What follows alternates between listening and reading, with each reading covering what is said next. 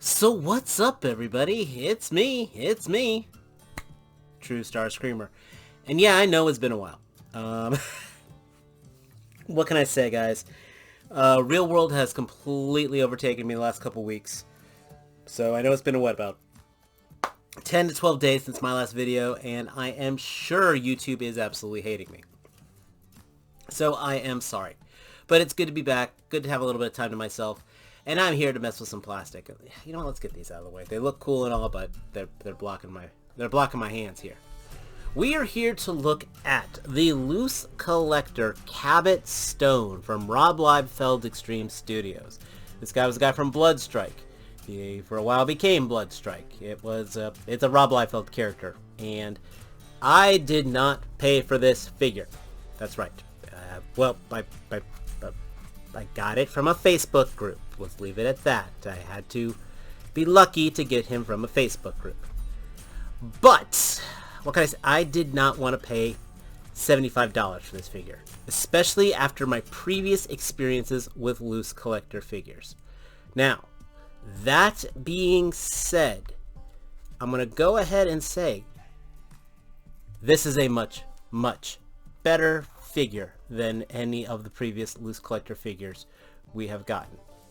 That's right, I'm saying it right now.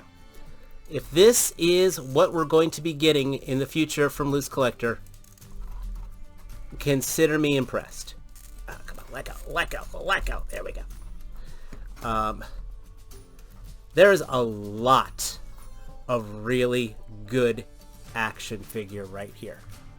Now, am I going to say it's a lot of $70 action figure here? I don't know if I can tell you that. Of course, the way action figures are going right now, we might be getting a lot more $70 action figures, if you know what I'm saying. But this is not a political channel. We are going to talk about accessories, we're going to talk about build, we're going to talk about detail, and we're going to talk about a few judgment calls that were made on here. So this is not all going to be, roses and praise, but I'm going to say a lot of positive things on here. Though there were definitely some design choices I think they could have made to make it better. So get yourself comfortable, grab yourself a drink, let's talk this toy. Now, when this guy first came out, when Cabot came out, it's him and Bloodwolf, who I also have, who's staying in the box right now.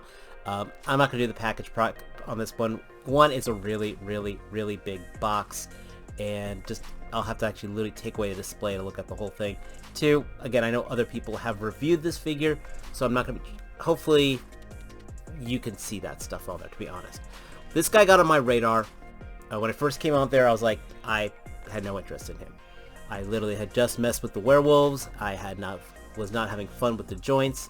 Then I got La Muerta, and she was better, but still not good. So I saw this. I saw $70, and I'm like, F this, I'm out here. Then I watched Anthony Custom's review of this figure. I have a love-hate relationship with Anthony's Customs. He's a very critical guy, and what ticks me off is he's right on a lot of things. So I'm going to say this. I'm not disagreeing with him. If he ever catches wind of me talking about him, I speak everything in absolute respect to the man. Sometimes I feel like I've ruined some of the fun out of it, but in some ways I think that's kind of his intent, for you guys to know what you're getting into a figure.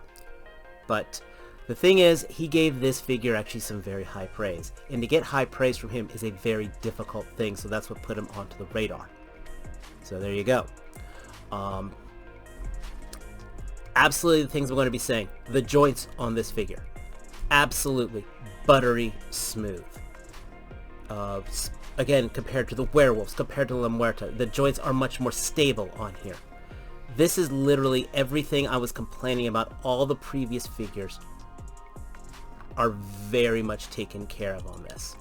The subject material, I could care less. I was not really a big Bloodstrike fan back in the 90s. I read all the books because I was bored one time and I found an online archive of them. It's nothing to write home about. It's Liefeld. Hey, look, we're actually seeing feet. Go figure. And this figure, though, does capture a lot of the Liefeldisms, which I do have to admire. One of the big things that kind of gets to me about this figure, though, is scale. This is a very big figure. Come on, stand.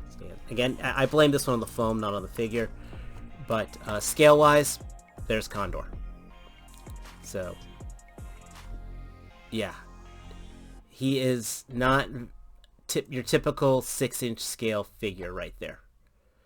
I don't remember if Bloodstrike was on steroids or anything, but yeah.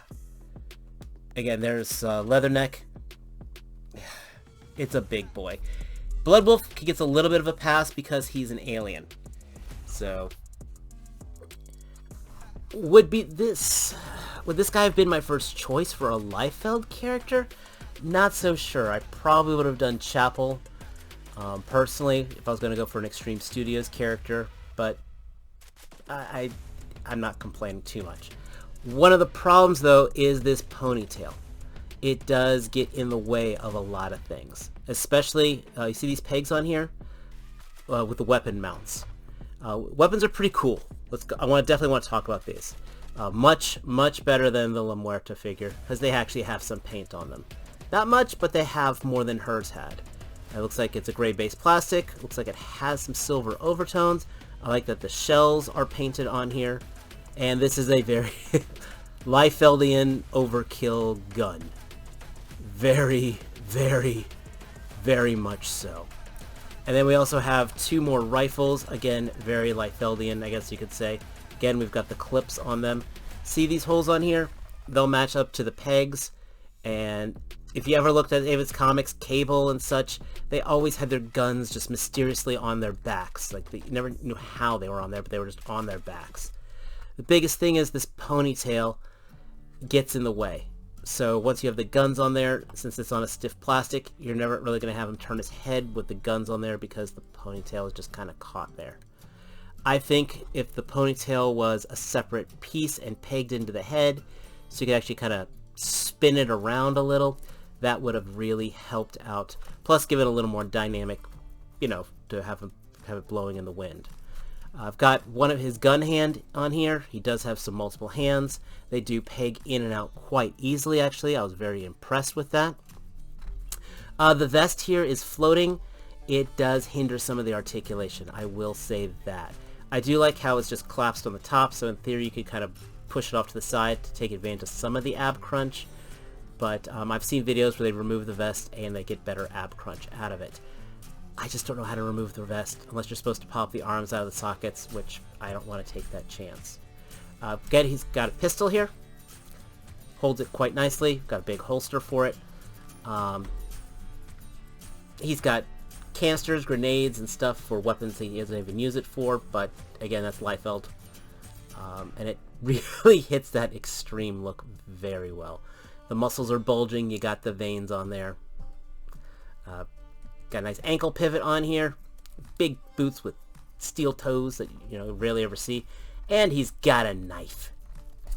It's a big knife. It's a really big knife. I wonder, can I mount that? Yeah, you can kind of stick that in there too if you want to have a bayonet. There you go. But this is actually a really, really good knife. The metal is painted quite nicely. So again, a lot of what I was complaining about with the La Muerta figure is taken care of. Just kind of doing this because I can, kind of like a aerial pose on here.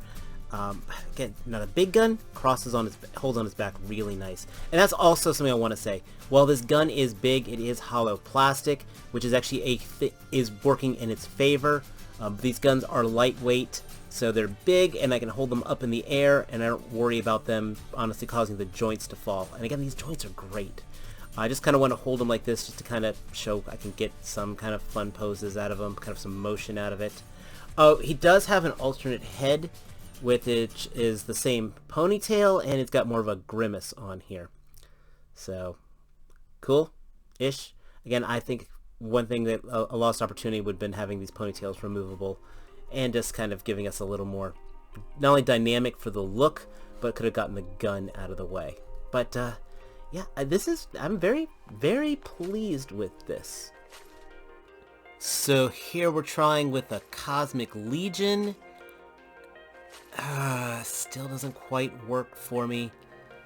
It's just, they look better. They definitely look better. I have to get a stand for Ezio here, but yeah, still too big for Ezio. I don't get it. I just don't know where to plug him in. Overall, this is a great action figure. I'm not going to say this is I still can't call it a good $70 action figure. It's a fantastic $50 figure though, I'll give it that. Again, I was lucky. I did not pay the full price for it, and so that does make it a little easier for pills to swallow. If I had paid $70 for it, I don't think I would have been utterly as disappointed like I was with the Wolves. Let me put it that way. If I had paid $70 for this, I would be like, hey, I've got an action figure I can use, I can pose, I can mess around with. So that's already ahead of the game. I will say, you mess around with this and you really will have trouble going back to a Marvel Legend. Like, this is everything you want a figure to be, from the thigh swivel to the, from the joints, double jointed elbows, the wrist, the hands pop in and out, alternate hands, plenty of paint. I mean, there's just a lot of good things going with this, and I understand lower MLQs, lower production runs and such. That does affect the price and all. But I will also say this. This is the direction I wanted Loose Collector to go. Okay? I don't have any... I also... I've got the Grendel on order because I'm a huge Grendel fan. I was very apprehensive about it. After messing with this, I am not. I have some of those Burning Hammer figures on pre-order. Also, not apprehensive at all if they're up to this quality right here. This is where they should be. This is where they should have been. And with that, I can absolutely recommend this figure. If you are a fan of Bloodstrike, this is going to be as good as it's going to get. If you are a fan of Bloodwolf, that's going to be as good as it's going to get. I don't know if I'll ever open that figure, but it's cool that it was made. But for me, I just gotta figure out where I'm gonna put him in the collection, because my number one issue with this is the scale. Plain and simple. But as far as a figure goes, it's a very, very solid action figure. So let me know your thoughts down below. Again, sorry it's been a while, guys. I'm going to try to be a lot more consistent. It's just like I said, real world caught up with me. But if you got this guy, let me know your thoughts down below. If you're picking him up, let me know down below. If you're new here, please hit that subscribe button. Everyone, please hit that like button. And as always, until next time, take care. Peace.